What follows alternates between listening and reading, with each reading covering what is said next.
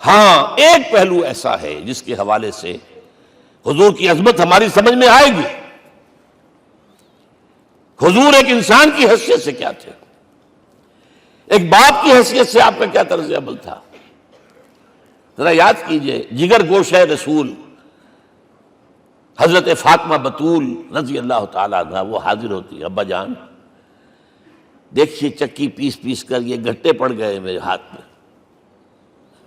کہ کنویں سے پانی لاتی ہوں مشکیزیں کہ یہاں پر بندیاں پڑ گئی.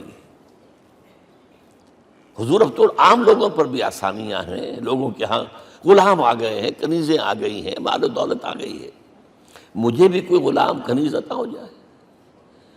اور آپ کو معلوم ہے یہ لخت جگر نور چشم محمد کی سب سے پیاری بیٹی صلی اللہ علیہ وسلم، کوئی شک نہیں اس میں، فاطمہ کیا بیتی ہوگی حضور کے قلب پر.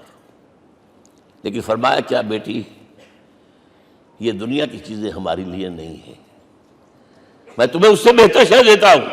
تسبیح فاطمہ ہر نماز کے بعد 33 مرتبہ سبحان اللہ، 33 مرتبہ الحمدللہ، 33 مرتبہ اللہ اکبر کہہ لیا کرو. لیکن سوچ لیجئے دل پر کیا گزری ہوگی صلی اللہ علیہ وسلم.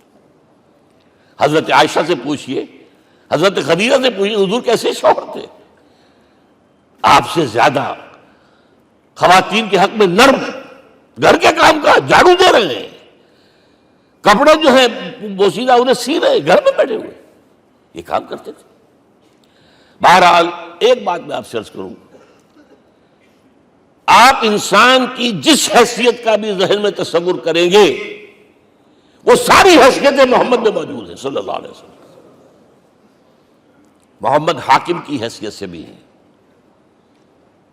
محمد سپہ سالار کی حیثیت سے بھی ہیں، محمد قاضی القضات بھی ہیں، محمد ہیڈ آف دی اسٹیٹ بھی ہیں، محمد بیویوں والے بھی ہیں، اولاد والے بھی ہیں، محمد 5 وقتہ امام بھی ہیں، جمعے کے خطیب بھی ہیں، مدرس قرآن بھی ہیں، مربی بھی ہیں، مزکی بھی ہیں، اور ہر میدان میں بلند ترین مقام. کوئی ایسی جامع شخصیت ملے گی؟ ہمارے ہاں تو حال یہ ہے کہ جو خطیب صاحب ہوتے ہیں وہ 5 وقتہ نماز کیسے پڑھا سکتے ہیں، ان کا تو اونچا مقام ہے. 5 وقتہ نماز کے لیے تو علیحدہ چاہیے امام آپ کو، اور وہاں بھی ایک امام سینئر ہوگا وہ عشاء مغرب اور فجر پڑھائے گا، ایک جونیئر ہوگا بیچارہ وہ جو خاموش نماز ہے وہ پڑھائے گا. 5 وقتہ نماز پڑھا رہے ہیں محمد صلی اللہ علیہ وسلم، اور خطیب بھی وہی ہے، مربی بھی وہی ہے، مزکی بھی وہی ہے.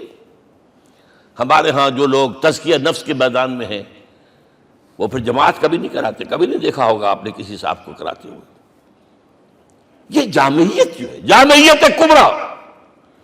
میں صرف ایک بات کہا کرتا ہوں، ایک اعتبار سے حضور کا اسوہ نامکمل ہے. آپ مجھے سوء ادب کا مرتکب نہ قرار دے دیں، اسوہ کیا ہے؟ عورت کے لیے اس کی اپنی نسوانی زندگی کے لیے اسوہ آپ میں نہیں ہے. آخر نصف انسانیت ہے، اسے بھی اسوہ چاہیے. یہ ہے جس کی وجہ سے حضور نے شادیاں کی ہیں زیادہ. خواتین کے لیے اسوہ حضور کے ازواج مطہرات ہیں، اور ان میں سب سے بڑھ کر جو بالکل یوں سمجھیے کہ آغاز کے اندر نوجوانی میں آ گئی ہیں حضور کی خدمت میں، نہایت ذہین و فطین. انہوں نے پھر عورت کی زندگی کے لیے حضور کا جو طرز عمل تھا وہ انہوں نے بیان کیا نا. اس لیے سورہ احزاب کے اندر اس کا تذکرہ ہے، جہاں یہ آتا ہے لقد کان لکم فی رسول اللہ اسوۃ حسنہ، وہیں پر یا نساء النبی لستن کاحد من النساء، اے نبی کی بیویوں تم عام عورتوں کے مانند نہیں ہو، تمہیں تو اسوہ بننا ہے امت کے لیے. اب اس سے اگلا قدم میں بڑھا رہا ہوں آگے، اور اس کے ساتھ جڑ جائے گی تیسری بات. تیسری بات کیا ہے؟ وَنَصَرُوهُ، اس کی مدد کریں صلی اللہ علیہ وسلم. پہلی بات تو یہ نوٹ کیجئے، حضور انتہائی غیور انسان تھے، انتہائی غیور. یہ کہا جاتا ہے کہ اگر حضور گھوڑے اس میں سوار ہوتے تھے اونٹ پر اور آپ کا کوڑا نیچے گر گیا تو آپ یہ کسی سے نہیں کہتے تھے کہ ذرا یہ میرا کوڑا مجھے پکڑا دینا، یہ بھی گوارا نہیں تھا. آپ اونٹ بٹھا کر نیچے اتر کر اپنا کوڑا خود اٹھاتے تھے. کسی سے اپنے ذاتی کام کے لیے کوئی مدد مانگنا امکان ہی نہیں.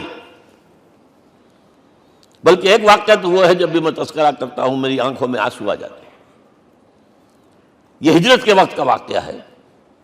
آپ کو معلوم ہے حضور نے تمام مسلمانوں کو مکے سے جانے کی اجازت دے دی، چلے جاؤ مدینے، چلے جاؤ مدینے. آپ خود تھے موجود، اس لیے کہ رسول اپنے مقام کو نہیں چھوڑ سکتا وداؤٹ ایکسپریس پرمیشن فرام اللہ سبحانہ و تعالی.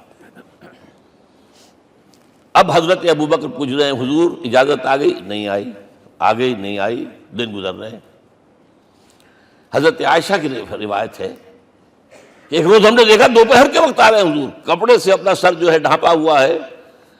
عرب میں دوپہر کے وقت وزٹ کرنا جو ہے یہ ان کے خلاف دستور ہے، ان کی تہذیب کے خلاف. یہ قیلولے کا وقت ہوتا. تو حیران ہوئے. آتے ہی فرمایا ابوبکر ہجرت کی اجازت ہو گئی. اب انتہائی خوشی سے اور بڑی امید میں کہ بڑی شاباش ملے گی، حضرت ابوبکر فرماتے عرض کرتے ہیں حضور میں نے 2 اونٹیاں تیار کر رکھی ہیں، خوب کھلا پلا کے انہیں فرما کیا ہوا ہے، یہ ہجرت میں ہمارے کام آئے گی. حضور تھوڑا سا توقع فرماتے ہیں، پھر کہتے ہیں اچھا ٹھیک ہے، ایک میں استعمال کروں گا لیکن میں اس کی قیمت ادا کروں گا. حضرت ابوبکر رو پڑے. حضور مجھ سے یہ مغایرت،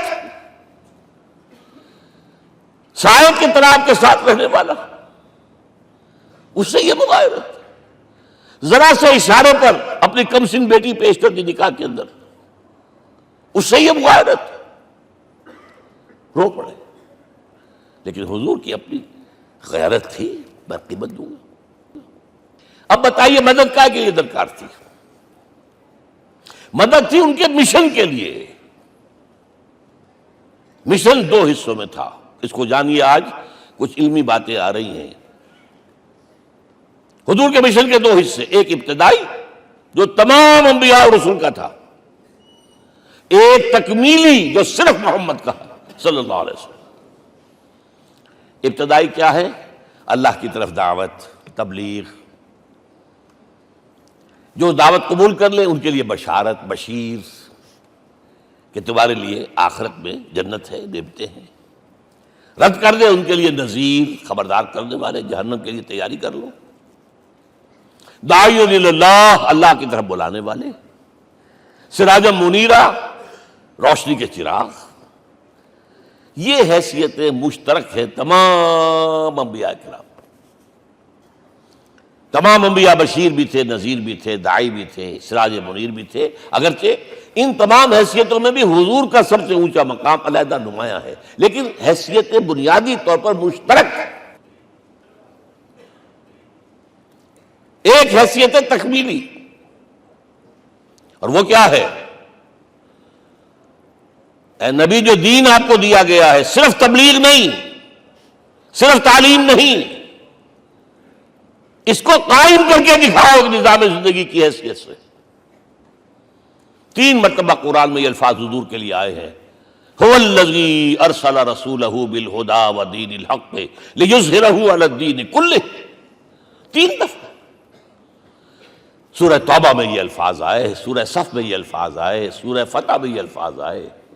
وہی اللہ جس نے بھیجا ہے اپنے رسول کو صلی اللہ علیہ وسلم، الہدا قرآن حکیم، ہدایت کاملہ، اور نمبر 2 دین حق.